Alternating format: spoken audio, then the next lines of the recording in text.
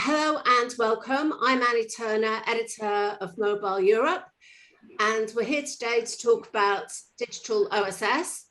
And as telecoms moves further into the digital era, we need digital operations support system for various reasons: to provide outstanding customer experience and to automate operations across different infrastructure, and all while assuring service and optimizing the network. So Digital OSS is ambitious and a still evolving area. I have two experts here with me to talk about it.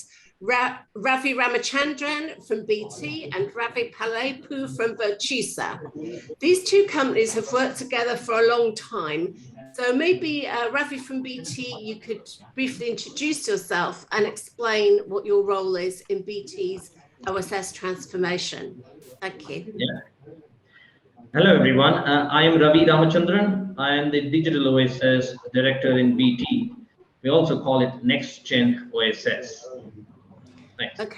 Okay, and Ravi from Virtusa, if you'd just like to say a little bit.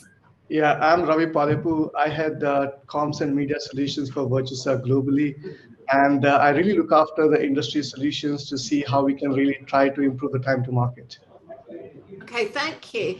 So Ravi from BT, if I come back to you, could you start by explaining more about what Digital OSS is all about? Sure. We all know OSS is operational support systems that help plan, build, and manage our networks and infrastructure. Now, Digital OSS is fundamentally going to change the way we do all the functions that I just spoke about. Now, we in BT have been in this transformation journey for the last 3 to 4 years, and we've had some tremendous success going into this, and we still have a lot more to achieve. Just to call out what it means when we say changing the ways of working. Traditionally, it used to take many months, 10, 12, to introduce a new kit onto the network. Today, we are able to do that in 4 to 6 weeks. And that's the level of transformation we are talking. In effect, Digital OSS is all about providing state-of-the-art, cutting-edge tools that helps our colleagues and customers run their business faster by exposing networks more as APIs. Okay, so Ravi from Virtusa, do you want to talk a little bit about what you've provided to help Ravi get these results? Sure, Annie. As we all understand, data plays a very critical role in moving from current OSS for being reactive to proactive. And you will be amazed to see that networks generates enormous amount of data. And surprisingly, 90% of the data is unutilized.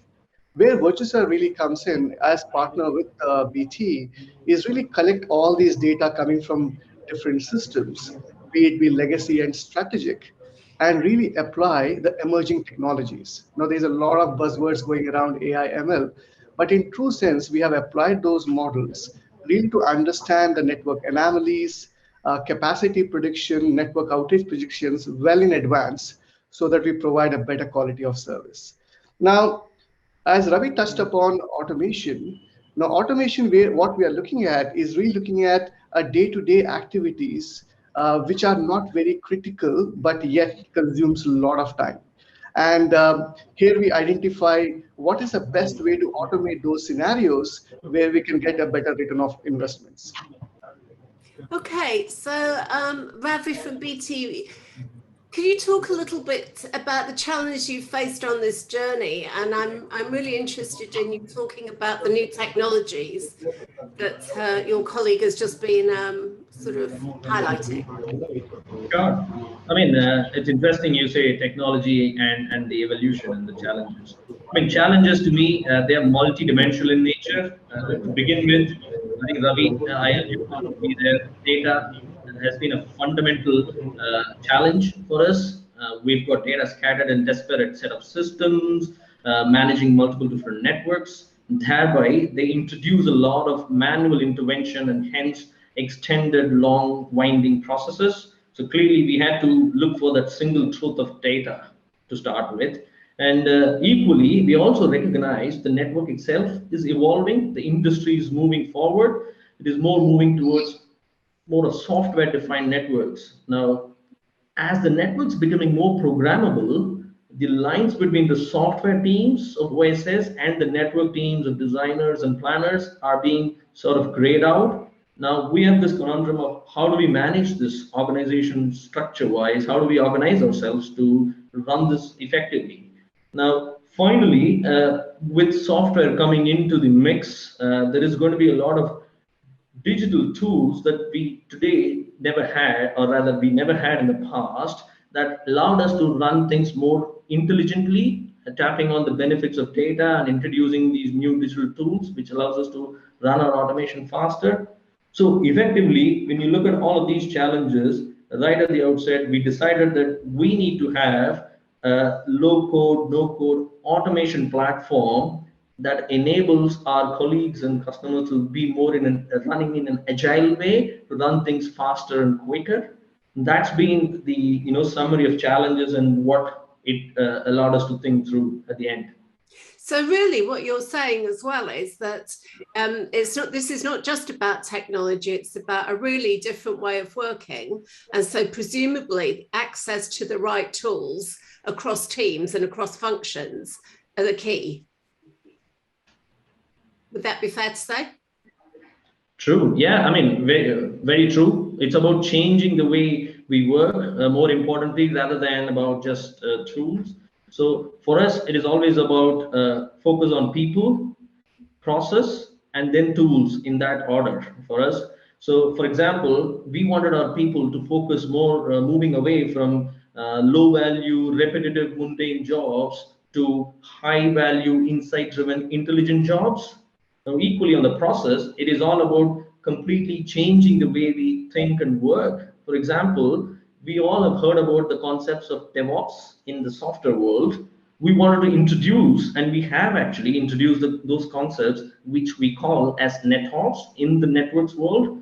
It is all about self-serve driven tools where network designers come onto the tool, use the tool, promote network changes all by themselves onto the network.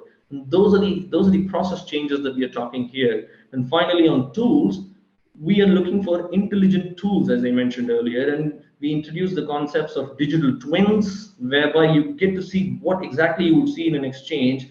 Only the fact that you get a more enriched version of it, you get to know what port is in use, what's in plan, and what is the traffic running, and what is the fault actually on that particular port, and all put together, powered by machine learning models which predict where the capacity needs to be added, and then finally topping it or closing it by automatic planning of these infrastructure. So this is the digital tool experience that we are able to bring about. So in a nutshell, it is not just tools, it is about people, process, and then the tools, and a mixture of that is bringing in that culture change, if you like. So to scale the delivery, automation is critical. You can't do it without automation.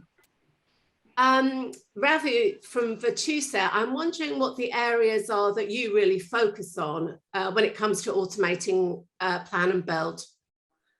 Yeah, I think Ravi pretty much touched upon all the areas where we are working together, and those are very, very critical when it comes to the automation of a plan and build. But I just want to add one more aspect that we are looking at from a future roadmap perspective. As we are really trying to improve the experience of the employees, we are also focusing how we can really improve the same experience or deliver the same experience to our suppliers and partners.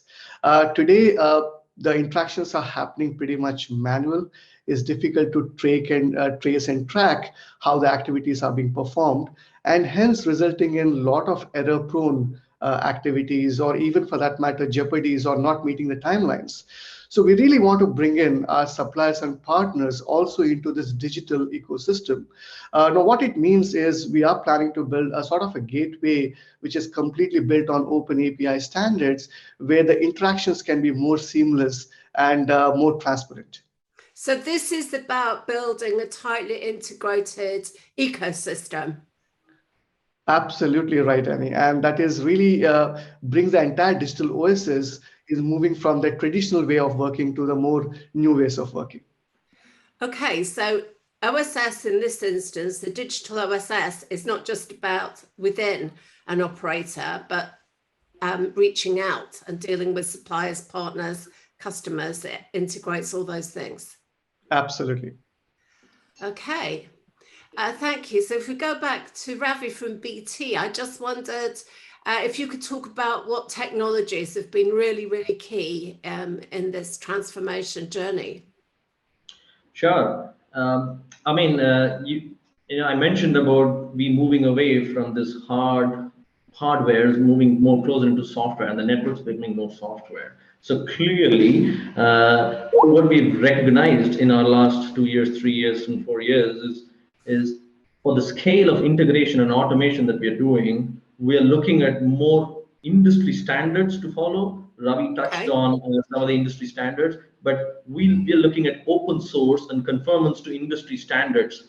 For example, we use IETF YANG as one of the standards to model the network devices. Equally, we use the technologies like Tosca. And importantly, from a standard point of view, industry standard point of view, we looked at using TM Forum SID data model, and and the technologies that underpin our graph and completely new set of technologies and digital technologies as well. So yes, we have largely open source, moved away from purchasing a lot of COTS to actually a lot more open source and conforming to industry standards. One other important point there is we are trying to future-proof our network by doing so. So we remain up to the standards and we keep ourselves updating to it as well. It's quite amazing if you just think back 5 or 6 years, the way we're using open source now was kind of unimaginable, I would say. True. Yeah. Really, yeah, we ourselves have moved away from very legacy COTS products, but there are onto very, very new cutting-edge open technologies. True. Very true. Yeah. So I think Ravi from Virtusa touched on the key role of data and what it does for automation in all these new different processes and with these new technologies.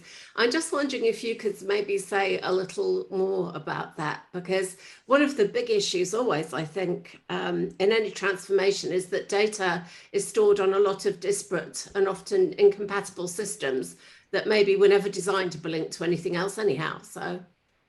You're right. I mean, I started off with one of the first challenges being data. We did have that single truth of data. Now, if you look at OSS and the plan and build and the fulfillment space, the inventory is the crown jewel. Now, if your inventory is scattered, there's very little that you can do. And you touched on the fact that these are different technologies and whatnot. So we spend a good amount of 12 months and plus to understand what's going to be underpinning our data model. We use graph databases to underpin the real network because it's a natural representation of network. And we spend a lot of time migrating all these different inventories and bring them into single truth. More importantly, clean them on the go, and we build some frameworks which allows us to do the discovery, reconciliation, and fundamentally, data is the single truth that powers all the other digital tools and the NetOps tools that sit on top of it. So for us, it is paramount and it is fundamental to our transformation. Ravi from Virtusa, I was just wondering if you've anything to add on the subject of data and its importance in automation, given all these new processes and technologies. Yeah, Annie, I think Ravi touched upon this, but I just want to extend that inventory is playing a very critical role, and especially in the current, if you look at the environment, there's a lot of adoption of virtual equipments or infrastructure is coming into play.